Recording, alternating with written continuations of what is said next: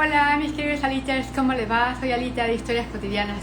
Estoy con gran ansiedad esperando este momento porque tenemos hoy un súper invitado de lujo que es el doctor Ernesto Reaño, director de EITA Perú, que nos va a hablar sobre el DSM-5-TR. Y aquí lo tengo, déjenme mandarle su invitación para variar. A ver. Sí, ahora rápidamente lo tengo por aquí. Un segundo. Ya se unió. Mi querido Ernesto, qué gusto. Hola, Lita. Muchísimas gracias. ¿Cómo Miren, estás? queridos seguidores, tenemos el tiempo muy corto con Ernesto, que nos está regalando 40 minutos. Entonces, vamos a ahorrarnos algunos preámbulos, pero quiero que sepan primero quién es Ernesto Reaño. Ernesto Reaño es psicólogo y lingüista, psicólogo clínico por la Pontificia Universidad Católica del Perú, máster en Ciencias del Lenguaje por la Sorbonne Nouvelle Paris, especializaciones doctorales en la Universidad Autónoma de Madrid y la Université de Limoges, doctorado en Ciencias del Lenguaje por la Sorbona en París. Se dedica a la detección e intervención en autismo. Es fundador y director del del equipo de investigación y trabajo en autismo de EITA en Perú, Lima, conferencista en Perú y en el extranjero. Es profesor universitario desde 2006, invitado a la ONU el 2 de abril de 2019 en el marco del Día Mundial de Concienciación del Autismo Tecnológico de Asistencia Participación Activa como ponente en el panel Comunicación, un derecho humano. Autor del libro El retorno a la aldea, neurodiversidad, autismo y electronalidad. Entonces, bueno... Y Aliter. Y Aliter. Ay, muchísimas gracias, Ernesto. Déjenme platicarles, Aliter, perdón, mis queridos Aliters, por qué es el motivo de este live. Como estoy haciendo mi tesis, estoy investigando muchísimo, entré a la página de psychiatry.org y me sale así la ventana de que ya está listo el DSM-5-TR y yo, oh my God, ¿qué es esto? Intenté comprarlo y bueno, estaba disponible para Canadá, para Europa a un precio muy alto para mí. Y empiezo a ver que hay muchísima controversia, un chat, un postcard donde está el director hablando y dije, yo tengo que irme con el experto. Así es que, bueno, pues voy a comenzar con las preguntas para Ernesto. Ernesto, ¿qué es el DSM? A ver, el DSM es el manual de la Asociación Psiquiátrica Norteamericana, ¿no?, cuya primera edición fue el año 1952 y cuya penúltima edición es esta, ¿no? Justo el 18 de marzo, como bien has dicho, sale la última versión, que es el DSM-5 revisado, ¿no? Muy bien. ¿Existe algún otro manual aparte del DSM? Sí, existe el manual de la Organización Mundial de la Salud, ¿no?, que es el manual para clasificar enfermedades y trastornos mentales, conocido como el CIE, ¿no? En la actualidad, digamos, desde el 1 de enero de este año entró en vigor, aún no en todos los países, el CIE 11, ¿no? Muy bien. ¿El CIE 11 y el DSM-5 tienen la misma validez? No, y yo creo que acá hay que tener y ser muy cautos. Hay una expresión que me gusta mucho de tu país que se llama malinchista, ¿no? Se dice malinchista a alguien que prefiere lo extranjero, ¿verdad? ¿No? Por lo de la Malinche y Cortés, bueno, esa es otra historia. Entonces, por alguna razón, digamos, hay como que un cierto apego al DSM. Entonces, lo típico es que los que estudiamos psicología, ¿no?, los que estudian psiquiatría, el DSM es como la referencia. Ahora, es el manual de la Asociación Psiquiátrica Norteamericana. Ojo. Entonces, su validez es para el territorio de Estados Unidos. Para el resto de países del mundo, y como se acomodan todas las políticas públicas en materia de salud mental, es el CIE, porque es el manual de la Asociación Internacional de la Salud, ¿no? Entonces, si bien a uno le puede parecer interesante, simpático este libro, o sea, que te pongan un diagnóstico que salga acá, en México, en España, en Perú, fuera de los Estados Unidos, tiene una validez simplemente declarativa para quien usa este manual, para saber ubicar. Pero en cuanto a políticas públicas, los estados se rigen o se deben regir por el CIE, en este caso el CIE 11. Qué interesante. Entonces, por ejemplo, algún psicólogo o psiquiatra que estén en algún otro país pueden utilizar perfectamente el CIE en lugar del DSM-5. Es más, o sea, uno está obligado, cuando uno coloca un diagnóstico, a usar el CIE. No estás obligado a usar el DSM. O sea, yo cuando entrego un diagnóstico pongo los dos, porque sé que hay mucha gente que utiliza esto, pero yo podría perfectamente, digamos, solamente utilizar el CIE y nadie me podría decir por qué no citas el DSM, salvo que viviese en Estados Unidos. Perfecto, yo tenía esa pregunta, que era la siguiente, pero ya me la acaba de aclarar, era si algún psicólogo o psiquiatra fuera de Estados Unidos podía usar indistintamente uno u otro, entonces es más bien el otro, que vendría siendo el CIE en lugar del DSM, a menos que quiera mencionar ambos, ¿correcto? Claro, seguramente si por ejemplo en México, aquí en el Perú, en otros lados, uno revisa, por ejemplo, cuando se saca un carnet de discapacidad, ¿sí? Los códigos y los diagnósticos van a estar adecuados al CIE, no al DSM. Eso es importante saber. Perfecto. Uno entre 2000 dice que interesante, espero dejéis guardado el directo para verlo tranquilamente. Abogada en el espectro también, sí, queridos alites, va a quedar guardado para que lo tengamos como referencia. La siguiente... Una cosa, para que quede claro también, los estados tienen acuerdos firmados con la Organización Mundial de la Salud, ¿sí? No tienen, como se llama, acuerdos firmados con la Asociación Psiquiátrica Norteamericana. Eso es importante tener en cuenta también para saber cuál de los manuales es el que prevalece a nivel mundial. Perfecto. Muy bien. La siguiente pregunta es, ¿tú viviste la transición del DSM-4 al DSM-5? De hecho, era el DSM-4 unas siglitas. R. Sí. Ajá. Sí. Ahora te tocará la transición del DSM-5 al DSM-5 TR, que es el que va a salir apenas este 18 de marzo, o sea, en 8 días, sí, o lo que sea, porque fue malísima con los números. Dime algo, ¿los autistas debemos preocuparnos? ¿Existe el miedo en algunas amigas autistas que están en países como España, que han recibido su certificado de discapacidad y tienen miedo que ahora para el siguiente año que necesiten renovarlo se les vaya a ser retirado? Ya, sí, yo viví la transición, ¿no?, entre el DSM-4 TR y el DSM-5, que fue donde se eliminó la categoría diagnóstica de síndrome de Asperger. Recuerdo que había mucho temor, como lo hay ahora, porque muchos decían, ahora que ya no va a haber síndrome de Asperger, yo me quedo en el aire, no voy a tener un diagnóstico, ¿qué es lo que va a ocurrir? Y claro, lo que ocurrió es que todas esas personas entraron en autismo nivel 1, ¿sí? Y es interesante porque no creo, sinceramente, que el DSM-5R deje en el aire a toda esa gente. Solamente para leer un extracto de esto, tenía una aclaración en todo lo que es la parte sobre autismo. Y todo lo que es la parte sobre autismo tiene una nota del DSM-5 pensando en el DSM-4. Dice, aquellos individuos que tengan un diagnóstico bien establecido del DSM-4 de autismo, Asperger o trastorno generalizado del desarrollo no especificado, se les debe dar un diagnóstico de autismo según este manual. O sea, ya tenía una nota esto por si venías con un diagnóstico de Asperger. Eso es importante tenerlo en cuenta.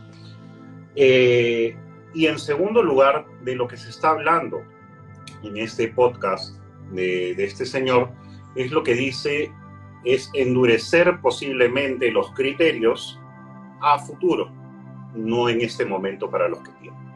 Ahora, en el peor de los mundos posibles, que no creo sinceramente que ocurra, que el DSM diga no, ya, estas personas que tenían autismo nivel 1, sus diagnósticos no son válidos, no podría decir, bueno, no me importa porque está el CIE-11.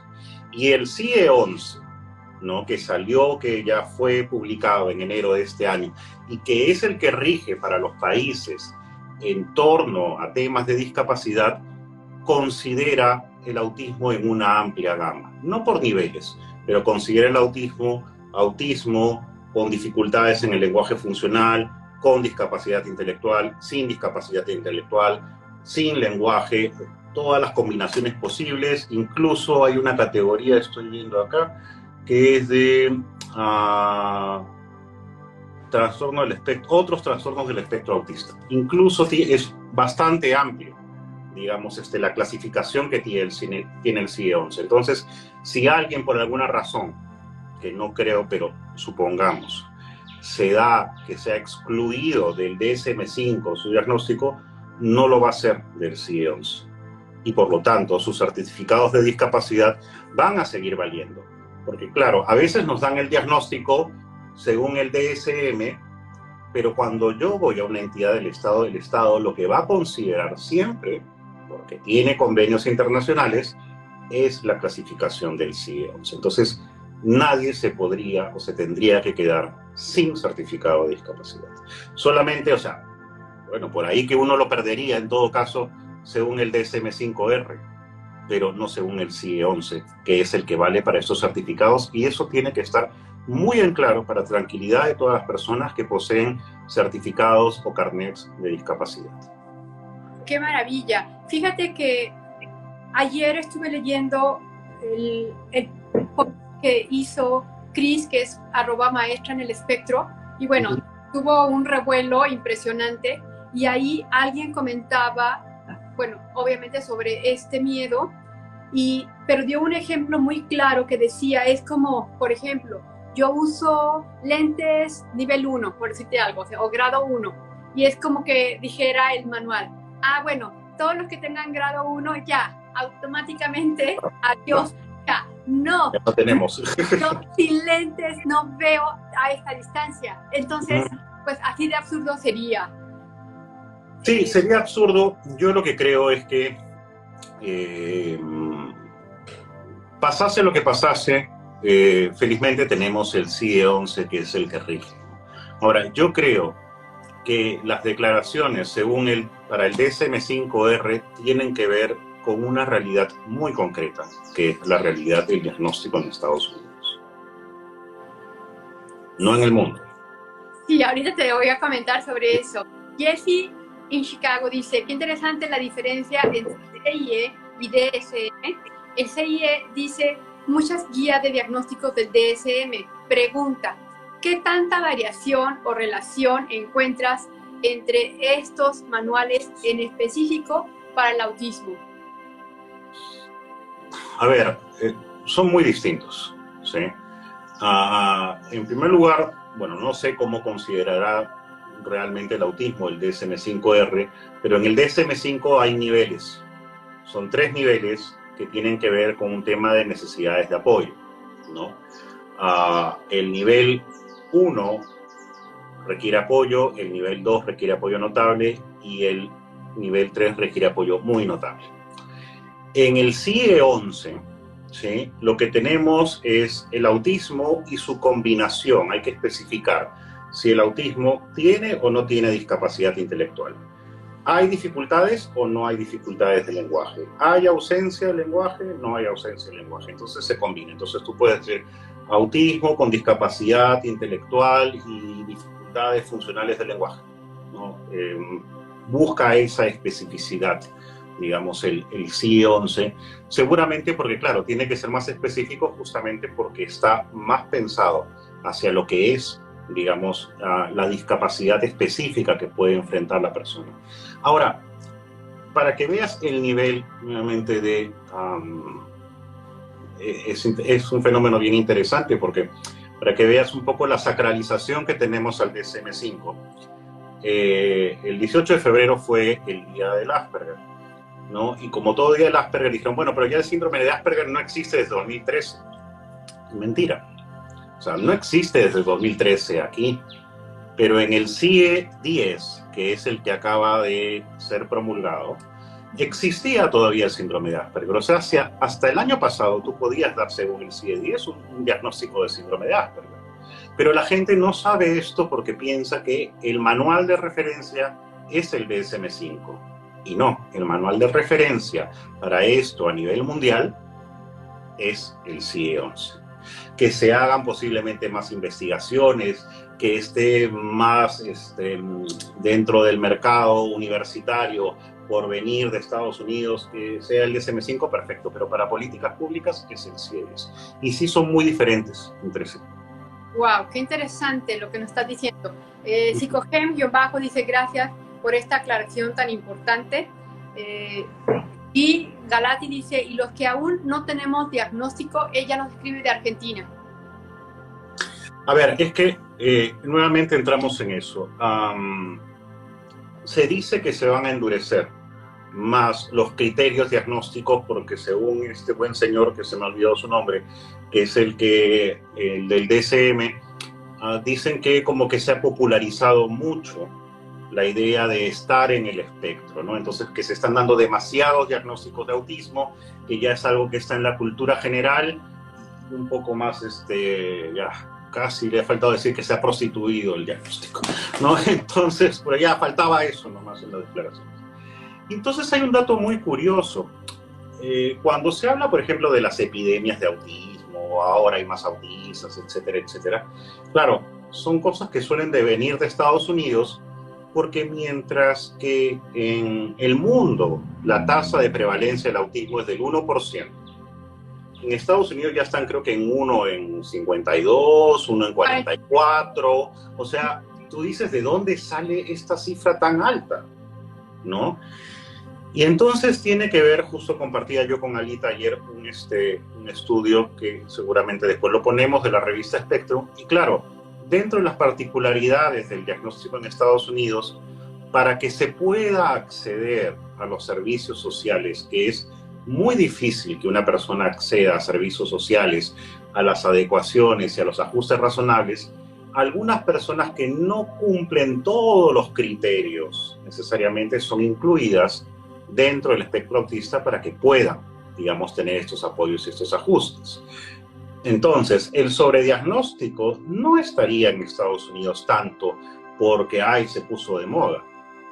Estaría más que nada por defectos propios de su sistema de salud que no brindan los apoyos y los ajustes necesarios, sino bajo determinados criterios. Y claro, eso que quieran endurecerlo es un poco, no sé, pues, como tienen ellos estas ideas, también como las políticas migratorias, ¿no? Tú entras, no entras, tú sí, tú no. Entonces, yo creo que tiene más que ver por ahí. Pero respondiendo específicamente, yo no tengo algún diagnóstico, porque, a ver, si se endurecen más los parámetros, probablemente quienes queden fuera en posibles diagnósticos son sobre todo la población femenina, son sobre todo la población de género no binario, son, digamos, quienes provengan de otras culturas, ¿no? Entonces, para todo eso, felizmente, tenemos el CIE 11. Entonces, nuevamente, voy a leer las categorías que contempla para autismo el CIE 11, ¿no? Trastorno del espectro, trastorno del desarrollo intelectual y con deficiencia leve o nula del lenguaje funcional. Trastorno del espectro autista con trastorno del desarrollo intelectual y con leve o ningún deterioro del lenguaje funcional. Trastorno del espectro autista sin trastorno del desarrollo intelectual y con deficiencia del lenguaje funcional. Trastorno del espectro autista con trastorno del desarrollo intelectual y con deficiencia del lenguaje funcional. Trastorno del espectro autista con trastorno del desarrollo intelectual y con ausencia del lenguaje funcional. Otros trastornos del espectro autista especificados. Trastorno del espectro autista sin especificación. ¿Sí? Entonces, si se dan cuenta, en el CIE 11 hay para todos entran. Incluso el que Ok, yo digo, pero a ver, significativamente no tiene una discapacidad intelectual, significativamente no tiene una dificultad en el lenguaje, salvo en la pragmática, en esas cositas. Bueno, perfecto, pues lo pongo en trastorno del espectro autista sin especificación. Y ya está. Entonces, más posibilidades no hay, porque hay una cuestión más allá del mundo de los gringos. Es importante tener en cuenta que no es que tengamos más casos de autismo, tenemos muy pocos casos. Necesitamos tener más. Necesitamos que se diagnostiquen más mujeres. Necesitamos que se diagnostiquen más personas con identidades de género divergentes. Necesitamos que a niveles culturales se expanda, porque no es lo mismo ser un autista en Ciudad de México, en Lima, en San Francisco, que en Chiapas, o que en el Cusco, ¿no? Okay. O en el Tíbet, ¿no? Entonces necesitamos expandir nuestros niveles culturales también para, digamos, comprender el autismo desde otras realidades. Entonces, si se quiere endurecer por ese lado, bueno, felizmente lo otro tiene una laxitud lo suficientemente grande como para poder dar cabida a personas que necesiten un diagnóstico. Sí, interesantísimo. Ernesto, la siguiente pregunta es, ¿tú crees que de cierta manera las aseguradoras americanas hayan ejercido algo de presión para que limitaran o cerraran la llave a los criterios del autismo, aunque digan que no, los que están haciendo, o los que hicieron más bien, estos cambios de criterio en el 5TR? Mira, yo creo que sí. Mira, a ver, te voy a decir algo así de concreto. ¿Por qué nadie habla del sobrediagnóstico o no endurecen los criterios para el déficit de atención? Bueno, el déficit de atención es el 5% y cada vez se diagnostica más en Estados Unidos. ¿Tú sabes por qué no lo endurecen más? Porque hay una medicación para eso. Y hay un negocio detrás. El autismo no tiene ningún fármaco asociado, ¿sí? No tienes por dónde, entre comillas, recuperar el dinero. O sea, cuando salió este manual, el DSM, en el año 1952, ¿sabes cuántas condiciones tenía mapeadas? 100. En el año 2000, que salió el DSM-4R, ¿sabes cuántas habían? 300. O sea, ¿cómo es posible o cómo explicas que en 48 años aparezcan 200 condiciones psiquiátricas diferentes? Porque en los 70s se empiezan a sintetizar los primeros psicofármacos. Y ojo, yo no estoy en contra del uso de los psicofármacos, pero se volvió una industria también y se volvió un negocio. Si yo tengo más gente que medicar, entonces aumento, ¿no? O sea, ahora hay trastorno por berrinche, hay trastorno por adicción a los videojuegos. O sea, un trastorno por adicción a los videojuegos es lo mismo que la ludopatía, o va por ahí, pero lo pongo como una categoría aparte porque le creo un tratamiento aparte. O sea, hay que tener en cuenta también que esto, ¿sí?, no parte de estos criterios de un estudio científico. O sea, todo lo que nos vayan a decir de los criterios en este librito, digamos, sobre el autismo, no está basado en años de investigación. Es un grupo de señores que se reúnen y dicen, ya, ¿ponemos o no ponemos?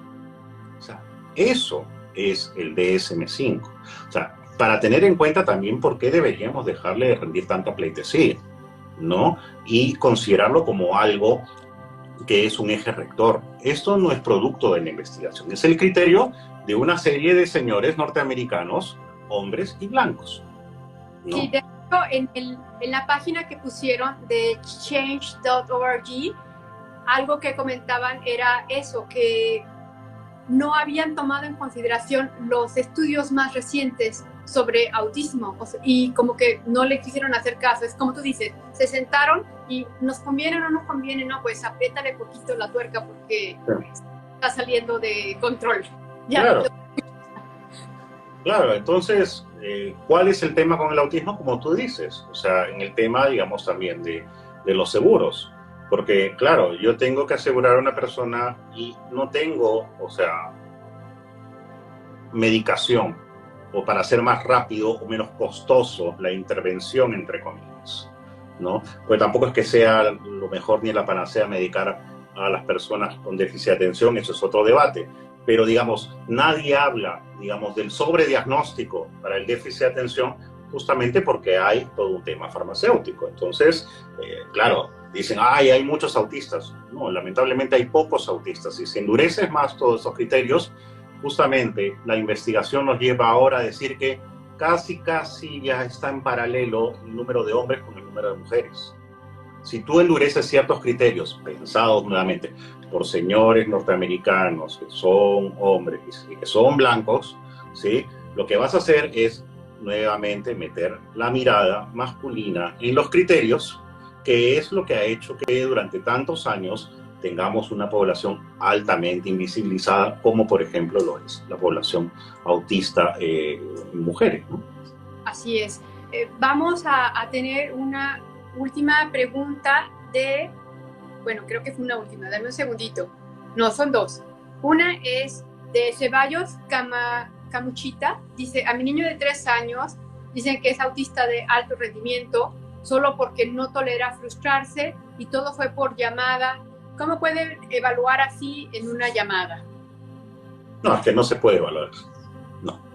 O sea, a ver, hay que ser muy cuidadosos. O sea, a veces dicen, ay, es que aletea, es autista.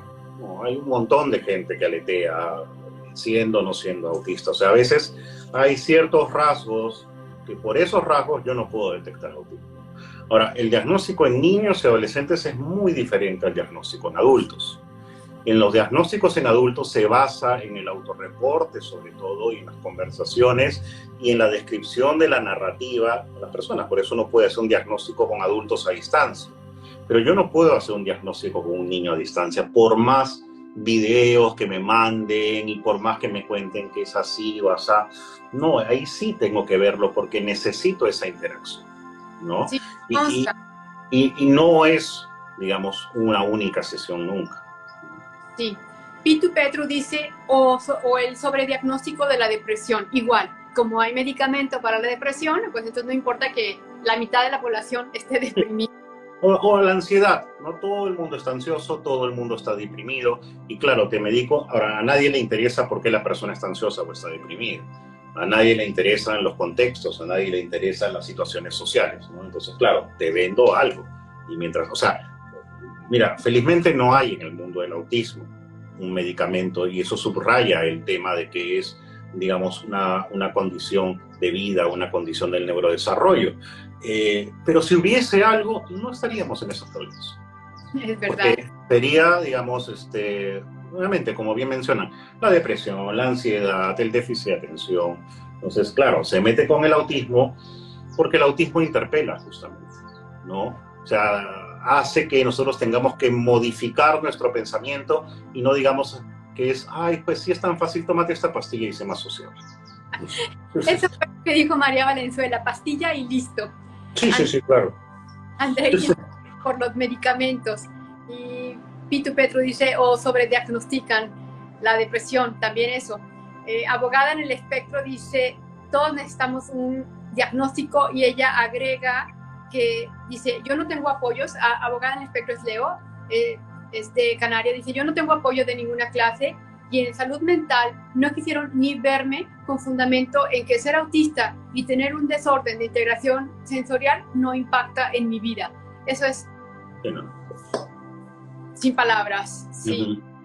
Si no pueden lucrar, no les importa, dice María Valenzuela. La industria farmacéutica tiene mucho poder, dice Leo, completamente de acuerdo. CDK Ciclina dice, ¿de qué manera se van a endurecer los criterios?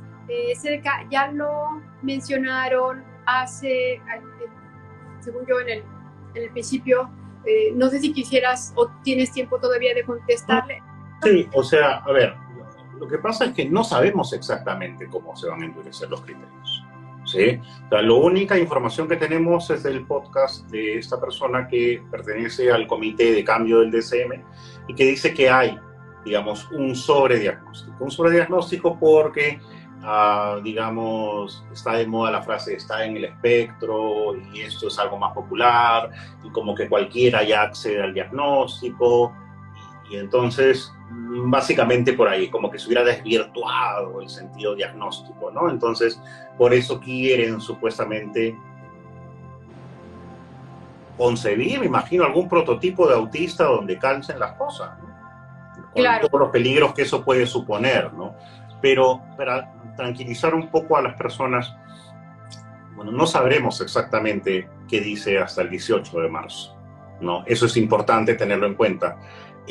Pero no peligra el diagnóstico de nadie, ni presente, ni futuro, porque para eso está el CIE-11, que es el de la Organización Mundial de la Salud y el que rige los estados. Que se utilice más por moda o por desconocimiento el DSM-5 no anula el hecho de que los estados firmantes de algún acuerdo con la Organización Mundial de la Salud utilizan el CIE-11. Entonces no tiene por qué desaparecer ningún certificado de discapacidad, ni presente ni futuro. Y como hemos leído hace poco, los criterios diagnósticos del CIE-11 son lo suficientemente amplios como para que cualquier persona del espectro autista pueda recibir un diagnóstico formal. Claro. Graciela Roro dice, yo no tendría dudas de que las aseguradoras hayan pedido eso, pero también es cierto que los hospitales, médicos particulares, etcétera, mandan a las aseguradoras los precios mega inflados. Vivo en Seattle. Pues sí. Andrei Simón Ramírez dice, qué horrible y asqueante. Gracias por el trabajo que haces por informar sobre esto, Ernesto. A quienes lo vivimos de primera mano nunca nos quieren escuchar. Abogada en el espectro dice, no tienen evidencia científica. María Valenzuela dice, privilegiados. Tridiux dice, ella está aquí de México, autista también, dice, está muy interesante lo que nos explicas. Como bien dices, es importante conocer quiénes están detrás de este documento. Aventura Consciente dice, qué genial esta información, muchas gracias. Psicogem dice, no hay tratamiento farmacológico específico para el TEA, pero los psiquiatras recetan estratera, risperidona. Sí, eso podría ser motivo de otra cuestión. O sea, no hay ningún fármaco para el autismo. A veces se medica para temas que ocurren con el autismo o para trabajar ciertas cosas, por ejemplo, entre comillas, problemas conductuales. Entonces prefieren medicar a la persona que trabajar los cambios en el entorno y los cambios de actitudes respecto. Sí, se me hace súper triste, pero es verdad. Glenda Lisa Luz dice, así diagnosticaron a mi hijo en una llamada en vivo en New Jersey. Perdón, en una llamada vivo en New Jersey, Estados Unidos. Y Isquina, dice, en los últimos 3 años he escuchado que la mayoría tiene ansiedad generalizada. Yo me imagino que también para la ansiedad generalizada sí debe haber medicamento, ¿o no? Sí, claro, sí. Para todo, para todo. Glenda dice, con una llamada de menos de 10 minutos, no sé qué me pasa, 23, dice, Ernesto y Alita son de lo mejor, los admiro mucho a los dos. Gracias. Gracias. Y Autistic Woman dice, hola, ¿van a guardar el live? Lo agradecería. Sí, va a quedar aquí grabado y les voy a anexar el estudio que me pasó Ernesto de spectrumnews.org para que entren y lo lean. Está súper interesante, habla sobre esto del DSM.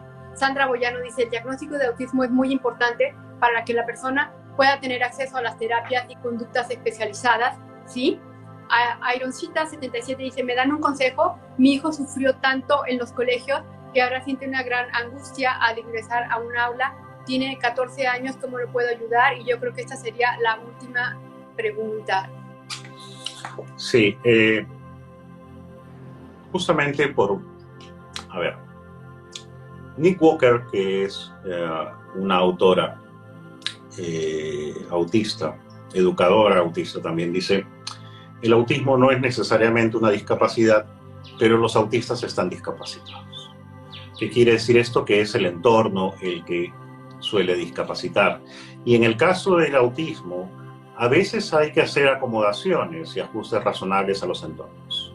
Pero a veces el ajuste que hay que hacer es el de nuestras actitudes, ¿sí? Hay personas autistas que lo que necesitan es una mirada distinta, porque puede estar muy bien acondicionado el salón de clases, puede tener paneles antirruidos, puede tener una fabulosa señalización visual, etcétera, etcétera, pero un maestro que te considera un malcriado, ¿sí? Entonces, lo que tengo que adecuar y ajustar ahí es la actitud de la persona. Lamentablemente hay estos casos en estas escuelas y lo que vemos es eso, o sea, personas autistas que empiezan a sufrir de depresión y de ansiedad, no por el autismo, sino por la falta de ajustes y por las actitudes. Yo lo que le recomendaría es, en primer lugar, denunciar esa escuela, ¿no? Ante quienes se deba denunciar eso, porque eso es un atentado contra todos los principios de la inclusión educativa. Y en segundo lugar, porque nadie quiere que su hijo esté en un sitio donde no lo quieren, evidentemente. Buscar algún tipo de escuela donde probablemente tengan la capacidad y la vocación de poder implementar programas educativos adecuados para el autismo, ¿no? Sí. A veces, sí, pues hay profesores, profesoras que no saben del tema, pero cuando se tiene la real vocación, estudio. Estudio porque para algo me dice maestro. Claro. Una última pregunta que me parece súper, Ernesto. Sí. Tenemos 4 minutos. Mi niña tiene un diagnóstico, es de Giovanna Rodríguez de Perú. Me pusieron probablemente autista. Imagínate el diagnóstico. Luego de eso, terapias aquí y allá y nos cuesta un ojo de la cara. No tengo idea de si esas terapias la ayudan o no. Bueno, yo te voy a hacer un consejo antes de que conteste Ernesto. Si estás en Perú, vete a EITA Autismo con Ernesto Regaño. Él tiene su centro allá. Ahora, por favor, dinos si esas terapias ayudan o no, Ernesto. Lo que pasa es que no existe un probable autismo. O sea, se es autista o no se es autista, ¿no? Y entonces, si se es autista, se ve cuáles son las necesidades de apoyo. Y si no es autista y se requieren necesidades de apoyo, serán otras. Entonces, las terapias, intervenciones están orientadas a una necesidad de apoyo. Pero hay que definir el diagnóstico, porque no es algo de, cuando ponen presunción, probable, posible, no, eso no existe, ¿no? Y cuando dicen también, ojo, que hay que esperar hasta los 5 o 6 años, tampoco. El autismo se puede diagnosticar desde el año y medio. Exactamente. Jimena dice, disculpen que no viene al caso, pero acá en Perú, ¿cuál es el procedimiento que deben pasar para ser diagnosticado? Ve a EITA Perú y que te hagan la evaluación y el diagnóstico. Me ha encantado. No. A ti las gracias, Alita. Tus conocimientos son invaluables, eres un profesional, bueno, de primer nivel y te tenemos aquí. Te agradezco. No, las gracias a ti, Alita. Mis amigas autistas y las 95 personas que se unieron a este live. Un abrazote. Listo. Un abrazote, hasta la próxima. Gracias, bye bye. Chao.